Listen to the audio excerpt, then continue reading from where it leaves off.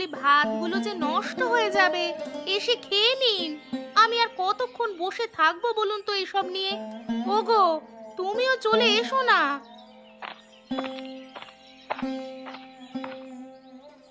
আহ, এত ডেকো না তো গিন্নি। মায়ের যখন খিদে লাগবে তখন এমনি আসবে। আমার তো আর কাজ নেই, তোমাদের জন্য সারাদিন ভাত বেড়ে বসে থাকি। বাকি সব চুলোয় যাক। এদিকে সূর্য উঠলো বলে এঁটো বাসন কোসন ধুয়ে আমি রান্না বসাবো কখন বলো তো? সে রাঁধবেক্ষণ, এখন আমাকে ভাত দাও তো, খুব খিদে পেয়েছে, খেয়ে আবার কাজে যেতে হবে। তুমি খাও, খেয়ে আমায় উদ্ধার করো। এদিকে মা যে কখন আসবেন তা বিধাতাই জানেন। সে কি আজও পান্তা ভাত? কি করব বলো? আমারও কি রোজ রোজ এই একই খাবার পাতে দিতে ভালো লাগে? কিন্তু মায়ের যে আদেশ, সকালে পান্তা ছাড়া অন্য কিচ্ছু খাওয়া যাবে না। তাই বলে এই পেঁয়াজ আর নুন দিয়ে পান্তা খেতে হবে? সাথে তো একটা বেগুন ভাজাও দিতে পারতে। বেগুন ভাজা কি আর তেল নুন ছাড়া হবে খোকা? আর বাজারে যে হারে জিনিসপত্রের দাম বাড়ছে, রোজ রোজ ভাজি দিয়ে খেয়ে সংসার কি চালানো যাবে? এই তো মা এসে গেছে। তা সকাল সকাল কি করছিলে মা? পুঁথি পড়ছিলে নাকি? সেটা কি আর তোমরা হতে দিবে? সকালবেলা উঠে কই একটু বিধাতার নাম নিব তা না, আছো শুধু ডাকা ডাকিতে। ডাকবো না? পান্তা ভাত নিয়ে কতক্ষণ বসে থাকা যায় বলুন তো? পরে যে আবার ভাত নষ্ট হয়ে গেলে আমার দোষ হবে। হয়েছে হয়েছে মা, তোমার আর দোষ নিতে হবে না। দাও বাপু, খেয়ে তোমায় উদ্ধার করি।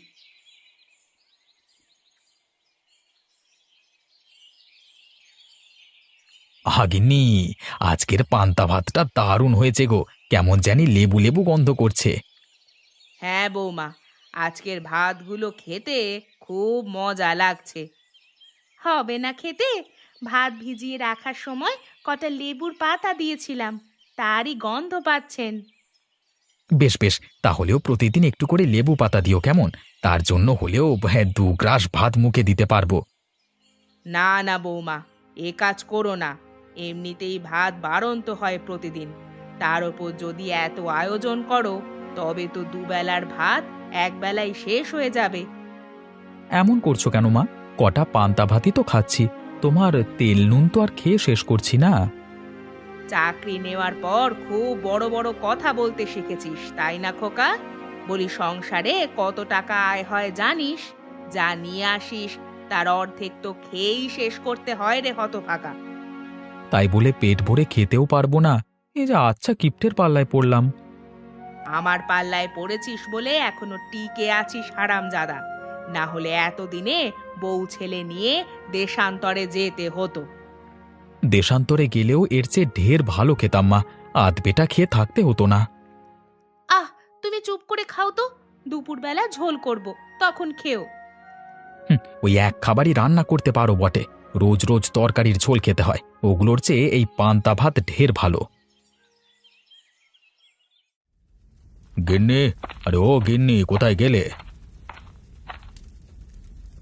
তোমার হাট বাজার নিয়ে এলাম, দেখো তো সব ঠিকঠাক আছে কিনা। তা এতক্ষণে আসার সময় হলো তোমার? দেখে মনে হচ্ছে সারা বাজার একেবারে মাথায় করে নিয়ে এসেছো। না না, সারা বাজার আনিনি, তুমি যা যা বলেছো তাই নিয়ে এসেছি। বেশ করেছেন বাবা, ওখানে পাটি পাতা আছে, বসে পড়ুন। সকালের নাস্তা খেয়ে খানিকটা জিরিয়ে নিন। না বৌমা, এখন আর পান্তা ভাত খাবো না। রান্না হলে আমাকে বলো, হ্যাঁ, একসাথে গরম ভাত খাবো। ইস, রাজপুত্র এসেছেন, পান্তা ভাত তার মুখে রোচে না। বলি রোজ রোজ তাহলে সকালে না খেয়েই থেকো, আমারও খরচ বাঁচবে। তোমার খরচ যথাসাধ্য বাঁচিয়ে চলছি গিন্নি। প্রতিদিন 2 ক্রোশ পথ পায়ে হেঁটে বাজার নিয়ে আসি, এটা কম কিসের? হয়েছে হয়েছে, আর আদিক্ষেতা করতে হবে না। এখন দেখি তো কেমন বাজার করেছো তুমি। দেখো দেখো গিন্নি, দেখো, বেচে বেচে সব ভালো জিনিসগুলো তুলে এনেছি। আজ তুমি কথা শুনতে পারবে না। বেশ করেছো এনে। তাই পুঁই ডাঁটাগুলো কেন এনেছো বলো তো? শাক ভাজতে কতটুকু তেল লাগে জানো? আহা, আরে ভাজবে কেন গিন্নি? আরে ওগুলো দিয়ে চচ্চড়ি করবে। বৌমায়ের হাতের চচ্চড়ি খেতে যা মজা লাগবে না। ইস, চচ্চড়ি খেয়ে একবেলায় সব সাবার করতে চাইছো? তার হবে না। শোনো বৌমা, এই পুঁই শাক দিয়ে দুপুরে তুমি ঝোল করবে, যাতে ও বেলা খেয়ে রাতেও সবাই খেতে পারে। সে কি, এই পুঁই শাকের ঝোল দিয়ে দুপুরে খেতে হবে? হ্যাঁ, এখন থেকে ঝোলই চলবে। আনাজপাতির যা দাম, দুবেলা ঝোল না দিলে সংসার চালানো যাবে না। বেশ বেশ, তুমি যা ভালো মনে করো তাই হবে।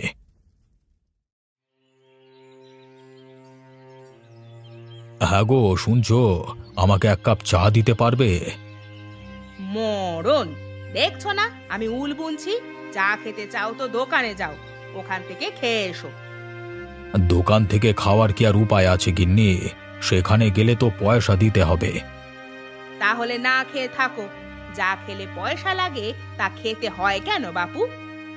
তোমার কথা শুনলে হাওয়া খেয়ে থাকতে হবে গিন্নি। আমি না থাকলে ওটাও কপালে জুটতো না। কাজ নেই, কম্ম নেই, কেবল অন্ন ধ্বংস করা। আমি তো কেবল অন্ন ধ্বংস করছি, তোমার মতো অন্যদের উপর ছুরি ঘোরাচ্ছি না তো। কি? আমি অন্যদের ওপর অত্যাচার করি? এই কথা তুমি আমায় বলতে পারলে? দাঁড়াও দাঁড়াও, আজ প্রকাশকে ডেকে এর একটা বিচার করছি। মা, ও মা, কোথায় আপনি? সে কি, তুমি কেন? আমি তো প্রকাশকে ডেকেছি। আপনার চিঠি এসেছে মা, সেটা দিতেই এসেছি। চিঠি? এখন আবার কে চিঠি পাঠালে? কি আবার, ননি হয়তো পাঠিয়েছে। দাও তো দেখি, পড়ে দেখি। ননি পাঠালো। তা কি লিখেছে মা? নবীনকে নিয়ে কদিন আমাদের বাড়িতে থাকবে, তাই লিখলো। সে কি কথা! এই শীতের দিনে আলাদা অতিথি আপ্যায়নে যে অনেক টাকা লাগবে মা। তাই তো ভাবছি বৌমা, আমার মেয়েটার আর বুদ্ধি হলো না। এমন দিনে কি কেউ স্বামী নিয়ে বাপের বাড়িতে আসে? গিন্নি, এবার মজা বুঝবে তুমি। মেয়ে জামাই আসছে, ওদের তো আর না খাইয়ে রাখতে পারবে না। আমায় মজা দেখানোর খুব শখ, তাই না বুড়ো?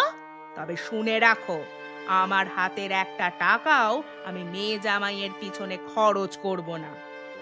তাহলে ওদের খাওয়াবো কি মা? হাজার হোক ওরা তো আমাদের অতিথি, ওদেরকে না খাইয়ে তো রাখা যাবে না। আমরা যা খাই তাই খাওয়াবে। শোনো বৌমা, কাল থেকে রোজকার মতো ঝোল তরকারি রান্না করবে। আমি যদি কখনো বলেও ফেলি মাছ মাংস রান্নার কথা, তুমি তা রাঁধবে না। দুবেলাই তরকারিতে ঝোল দিবে, কেমন? ঠিক আছে মা, তাই করব। গিন্নি, আরে ও গিন্নি, কোথায় গেলে? বাজারের ব্যাগটা দিয়ে যাও তো। সে কি গো, এই সকালবেলা তুমি বাজারে যাবে? আজকে ননি এবং নবীন আসবে, ওদের জন্য কিছু নিয়ে আসি। তরকারির ঝোল দিয়ে তো আর অতিথি আপ্যায়ন করা যায় না। বাজারে যাবি তা হাতে টাকা আছে তোর? আমি কিন্তু 1 টাকাও দিতে পারবো না। সে নিয়ে তোমাকে ভাবতে হবে না মা, চাকরি করে কিছু টাকা আমি জমিয়েছি, সেখান থেকে আনবো। ও, এই কথা! তাহলে তুই পুরো মাসের মাইনে আমার হাতে দিসনি? আমিও তো বলি, ছেলে আমার এত কম টাকা দেয় কেন? এই টাকায় কি সংসার চলে? এর চেয়ে বেশি দাম দিলেও তুমি তরকারির ঝোল খাওয়াতে মা, তার চেয়ে কম টাকায় খারাপ খাবার খাওয়া ভালো নয় কি? বুঝেছি, সব তোর ওই বউয়ের কুমন্ত্রণা। বিয়ে করার পর তুই বদলে গেছিস প্রকাশ। এখন আর মায়ের কথা মনে থাকে না। চুপি চুপি বউয়ের কাছে টাকা জমাচ্ছিস, তাই না? আরে আরে আরে, আমি কি করলাম আবার? সারা দিন আপনার কথা মতো চলে এখনো আমার দোষ গেল না? আকাশে চাঁদ উঠলে তা আজ না হোক কাল দেখা যাবেই বৌমা। আসুক একবার ননি বাড়িতে, ওদের সাথে বসে এর একটা বিহিত আমি করবই। ওসব কথা মেয়ে জামাইকে শুনিও না গিন্নি, লোকে জানলে মন্দ বলবে। তাছাড়া ছেলের উপার্জন দিয়ে আমরা চলছি, ওরা যেভাবে ভালো মনে করে সেভাবে খরচ করুক না। বুঝেছি, তুমিও ওদেরই দলে। আমার দুঃখটা কেউ বুঝলো না। যাকেই বলি সেই ভুল বোঝে। তোমার দুঃখ বোঝবার ক্ষমতা এই জগৎ সংসারের কারো নেই গিন্নি। বৌমা, শুধু শুধু সময় নষ্ট করো না তো, আমায় বাজারের ব্যাগটা দিয়ে রাঁধতে যাও। তোমাকে আজকে বাজারে যেতে হবে না বাবা, আমি গিয়ে মাছ তরকারি নিয়ে আসছি। বেশ বেশ, তাই যা বাবা। আমি তাহলে দেখি গিয়ে মা আমার কত দূর আসলো।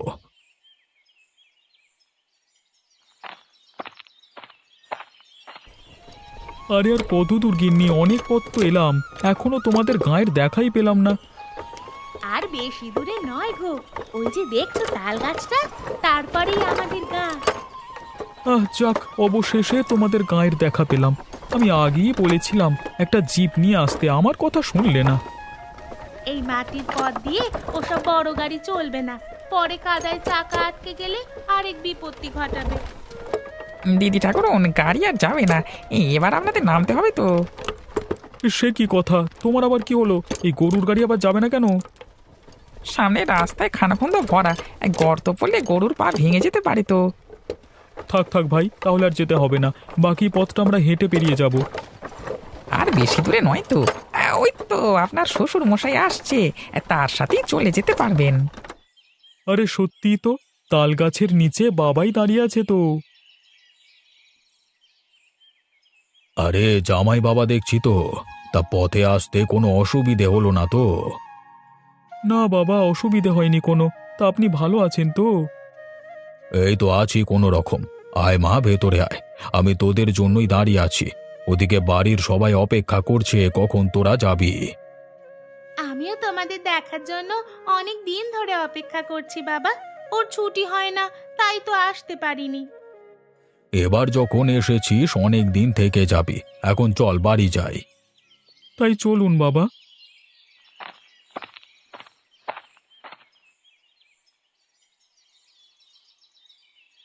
খাও ভাই খাও, অনেক পরিশ্রম করে এসেছো, খেয়ে বিশ্রাম নাও। আমাদের জন্য কি এসবই রান্না করেছো বৌদি? আর কিছুই নেই? এবেলা শাক আর ঝোলই করেছি ননি। সে কি কথা, দাদা এতগুলো শিং মাছ আনলো, সেগুলো কোথায়? ওটা রেখে দেওয়া হয়েছে, রাতে মাছের ঝোল আর ডাল রান্না করা হবে। কি, 3 বেলায় তরকারির ঝোল? বলি তোমরা কি ঝোল তরকারি ছাড়া আর কিচ্ছু খাও না নাকি? কি করব বলো, মা তো এই ঝোল তরকারি ছাড়া কিচ্ছু রাঁধতে দেন না। তোমাদের জন্য তাও আবার এই শাকটা রান্না করেছি অনেক কষ্টে। মায়ের কিপটেমি আর গেল না, মরার পর এত টাকা পয়সা সাথে নিয়ে যাবে নাকি? ননি, গুরুজনদের এভাবে বলতে নেই, ওনাদের নিশ্চয়ই সমস্যা আছে, তাই জন্যই এরকম খাবার রান্না করেছেন।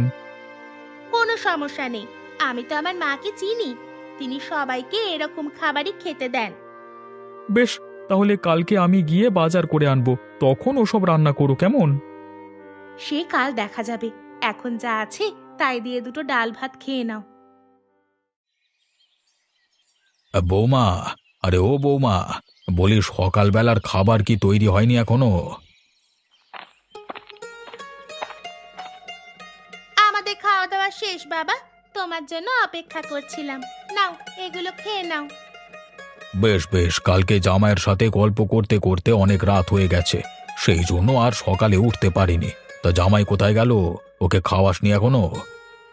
ও খেয়ে বাজার করতে গেছে বাবা।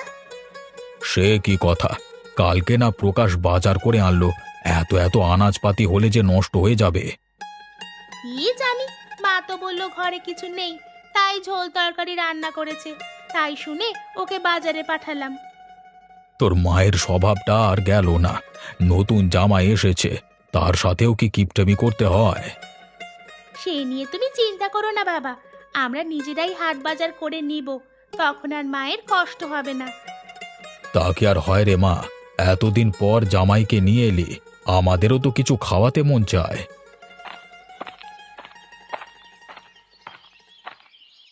গিন্নি, আরে ও গিন্নি, কোথায় গেলে? দেখে যাও কত বড় মাছ এনেছি। ও, ওই তো ও চলে এসেছে। তা কি আনলে গো বাজার থেকে? ইলিশ মাছ এনেছি গিন্নি, আজ ওটা সর্ষে দিয়ে রান্না করব। বেশ বেশ, আমি বৌদিকে বলবো সর্ষে ইলিশ রান্না করতে। তাই করো মা, তাই করো, বৌমায়ের হাতের সর্ষে ইলিশের স্বাদই আলাদা। তা বাবা, তুমি আর বাজার হাতে দাঁড়িয়ে থেকো না, ওগুলো ওর হাতে দিয়ে চলো আমার সাথে, আজকে তোমাকে আমাদের গাঁটা দেখিয়ে আনি।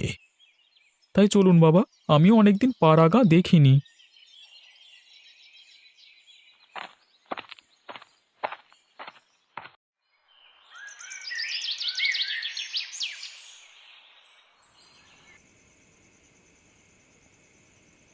নিন বাবা নিন, আর একটু ইলিশের ঝোল নিন।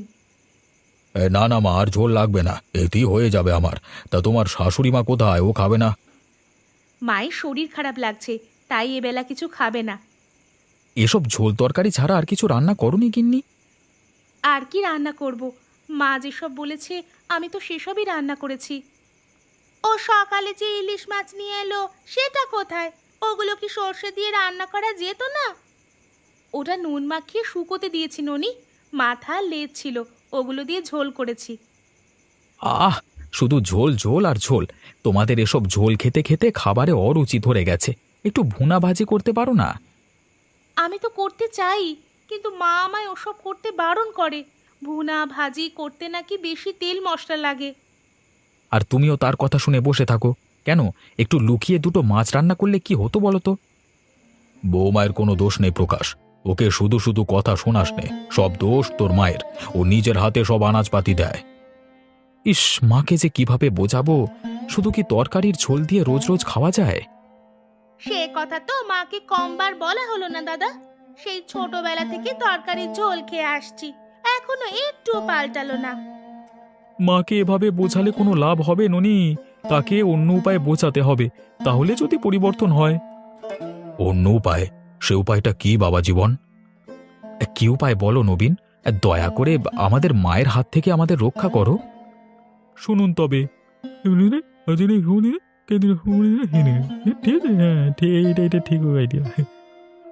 বেশ বুদ্ধি এঁটেছো বাবা। এই উপায়ে কাজ করলে তোমার শাশুড়ি মাকে শায়েস্তা করা যাবে। হ্যাঁ বাবা, তাহলে মাও ভালো কিছু খাবে, তার সাথে আমরাও খেতে পারবো। বেশ তো, তবে কালই আমি গোপাল ডাক্তারকে ডেকে আনি। হ্যাঁ দাদা, তাই আনুন, বাকিটা আমি দেখছি। হয়েছে, সেটা কাল সকালে দেখা যাবে। এখন সবাই খেয়ে আমায় উদ্ধার করো বাপু, এঁটো বাসনগুলো আবার ধুয়ে রাখতে হবে।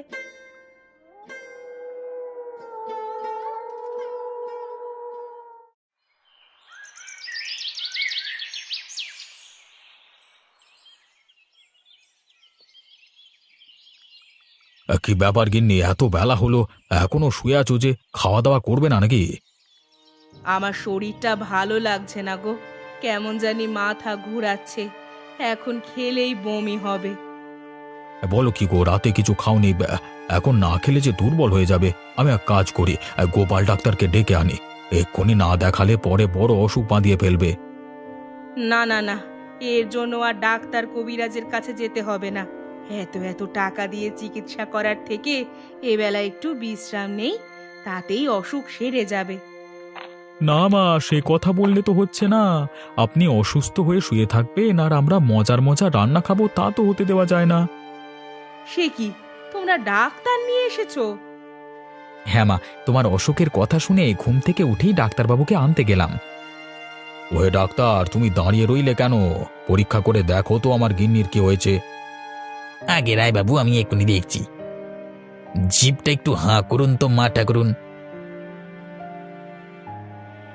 কি হলো ডাক্তার, এরকম গম্ভীর হয়ে গেলে কেন? গিন্নির কি বড় কোনো রোগ হয়েছে? কি করে যে বলি রায় বাবু, আপনার স্ত্রীর এক কঠিন রোগ হয়েছে, ওনাকে আর ভালো করা যাবে না। কঠিন রোগ? কি হয়েছে? কি হয়েছে আমার? ওগো, ওগো, কি হয়েছে? আমি বাঁচবো তো? আপনার শরীরে রক্তের পরিমাণ কমে গেছে, এরকম চলতে থাকলে কিছুদিনের মধ্যেই আপনি আর কি বলবো। মারা যাব? ওগো, ওগো, এ কি শুনছি আমি? না না না, আমি মরতে চাই না। ওগো, ওগো, যে করেই হোক আমায় সুস্থ করো। হ্যাঁ ডাক্তার, যে করি হোক আমার গিন্নিকে তুমি সুস্থ করে দাও, সেজন্য যত টাকা লাগে আমি দেব। টাকা দিয়ে এই রোগ সারানো যাবে না রায় মশাই, কেবল একটা উপায় আছে, সে উপায়ে গিন্নিমাকে সুস্থ করা যাবে। কি উপায় ডাক্তারবাবু, বলুন সে কথা। এখন থেকে নিয়মিত খাওয়া দাওয়া করতে হবে, আর সব সময় মাছ মাংস এবং শাকসবজি খেতে হবে। তরকারির ঝোল ভর্তা ভাজি এরকম খাওয়া চলবে না। ওগো, এ কি বলছে উনি? প্রতিদিন মাছ মাংস খেলে যে দুদিনে ফকির হয়ে যাব। সে নিয়ে তুমি ভেবো না মা, আমরা থাকতে তোমার খাবারের অভাব হবে না, তুমি কেবল খেয়ে যাও। হ্যাঁ মা, আজ থেকে আপনি মন ভরে খান, টাকার জন্য কোনো চিন্তা করতে হবে না। টাকার চিন্তা করেছেন তো মরেছেন, মনে রাখবেন, সুস্থ থাকতে হলে পর্যাপ্ত পরিমাণ খেতে হবে। বেশ বেশ, আপনি যখন বলছেন তাই হবে। এই শুনো, আজ থেকে এই বাড়িতে তরকারির ঝোল একেবারেই বন্ধ। এখন থেকে মাছ মাংস শাক সবজি সব ধরনের খাবার রান্না করবে। ওসব মুখে বললে হবে না, এক্ষুনি রান্না করে খেয়ে দেখাতে হবে। সে নিয়ে আপনি ভাববেন না ডাক্তারবাবু। মা যখন একবার বলেছেন, তো আমরা প্রতিদিন এমন খাবারই রান্না করব। এর মধ্যে তোমরা রান্না বান্নাও করে ফেলেছো বৌমা? হ্যাঁ মা, ডাক্তারবাবুর কথা শুনেই আমরা সব তৈরি করে নিয়ে এসেছি। বাবা বাবা, তোমাদের এত তাড়াতাড়ি কাজ করতে তো কখনো দেখিনি। আজ থেকে তরকারির ঝোল বাদ দিয়ে ভালো মন্দ কিছু খেতে পারবো, সেই খুশিতে সব তাড়াতাড়ি রান্না করেছি মা। ঠিক আছে বৌমা, আজ থেকে তবে এভাবেই কাজ করো। আমিও আর কোনো কিপটেমি করব না। বেশ বেশ, গিন্নি তাহলে রাজি হয়েছে। এখন আর খাবারের কোনো অসুবিধে হবে না, কি বলো ডাক্তার? সব আপনাদেরই মর্জি, আমি তো কেবল ওষুধ দিয়ে গেলাম। আপনার ওই এক ওষুধই কাজ হয়েছে ডাক্তারবাবু। এই নিন আপনার ফিটা। বেশ বেশ, তবে আমি এখন যাই। হ্যাঁ, আর কোনো সমস্যা দেখলে জানাবেন, আর একটা ডোজ দিয়ে যাবো।